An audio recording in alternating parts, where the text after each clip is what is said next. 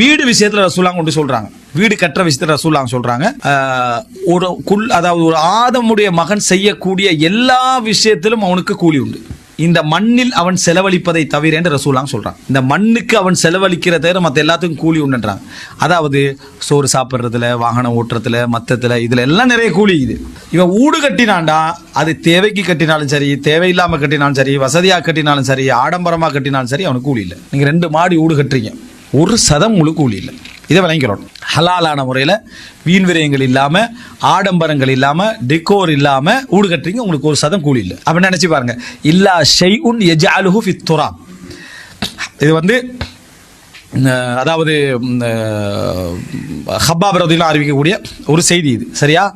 அப்போ அந்த இந்த இதுல தவிர மற்ற எல்லாமே என்ன கூலி உண்டு. இப்போ ஒரு வீடு நீங்க கட்டுறீங்க, ஒரு வீடு வந்து ஃபுல்லாக கட்டுறீங்க, ஒரு வீண் விரையும் செய்யல, ஹலாலான இது, அதில் எல்லா விஷயம் செஞ்சாலும் உங்களோட ஒரு செங்கலுக்கு உங்களுக்கு கூலி இல்லை. அப்போ வாழ்க்கையில் சம்பாதிச்ச 10 வருஷத்தை புதைக்கிறோம். 10 வருஷத்தை புதைச்சதில் எங்களுக்கு ஒரு சதம் கூலி இல்லைண்டா ஒரு முஸ்லீம் எப்படி யோசிக்கணும்? ஹராம் செய்யலை, அவன் ஹராம் செய்யலை, ஆனால் அவனுக்கு கூலி வழங்கப்பட மாட்டாது என்று ரசூல் ஸல்லல்லாஹு அலைஹி வஸல்லம் சொல்கிறான். அப்போது அந்த வீட்டில் அவனுக்கு நன்மை வழங்கப்படுதில்லை. அவன் தொழுதா அவனுக்கு நன்மைக்கு, ஒழுக்கமாக இருந்தால் நன்மை இருக்கு, குர்ஆன் ஓதினா நன்மை இருக்கு, மார்க்கத்தோடு இருந்தால் நன்மைக்கு, செலவழித்த 2 கோடிக்கு ஒரு சதம் மறுமையில் என்ன நன்மை இல்லை. வீட்டுக்கு செலவழித்து ஆறாமா செலவழிக்கலான்ற ஒரு கேள்வி இருக்கவே தவிர ஒரு சதம் நன்மை அவருக்கு என்ன இல்லை என்று நம்ம என்ன செய்யலாம், புரிந்து கொள்ள வேண்டும். அதனால தான் அடுத்தவருக்கு நம்ம வீடு கட்டி கொடுக்கறதா இருந்தால் அவன்கிட்ட தேவையோடு முடிச்சுக்கிறோம். விளங்கிட்டா? அவன்கிட்ட தேவைக்கு நிமித்தம் மட்டும்தான் அவனுக்கு வீடு கட்டி கொடுக்கணுமே தவிர நமக்கு கட்டுற வீட்டிலே நமக்கு நன்மை இல்லை. அடுத்தவருக்கு வீடு கட்டுற டைமில் என்னது, நம்ம கட்டின மாதிரி அவனுக்கு ஒன்று கட்டி கொடுப்பேன்டா அப்படின்னு சொன்னால் அந்த ஈமானுக்கு வேணும்னா நன்மை இருக்கலாம். ஆனால் நீ செலவழிக்கிறதுக்கு நன்மை இல்லை. அவனுக்கு தேவையான அளவுக்கு மட்டும் வாழ்கிற அளவுக்கு கட்டி கொடுத்தா அதுக்கு நன்மை இருக்கு. காரணம் அவனுடைய தேவை நீ நிறைவேற்றதுனால. அந்த வீட்டில் நீ செலவழிக்கக்கூடிய செங்கலுக்கு அது இதுக்கெல்லாம் உனக்கு நன்மை எழுதப்பட மாட்டாது. இது ஹதீஸ். இப்படி விளங்கினோம்டா வீட்டில் செய்யப்படுற ஒன்றுமே வீண் விரையும் தான்.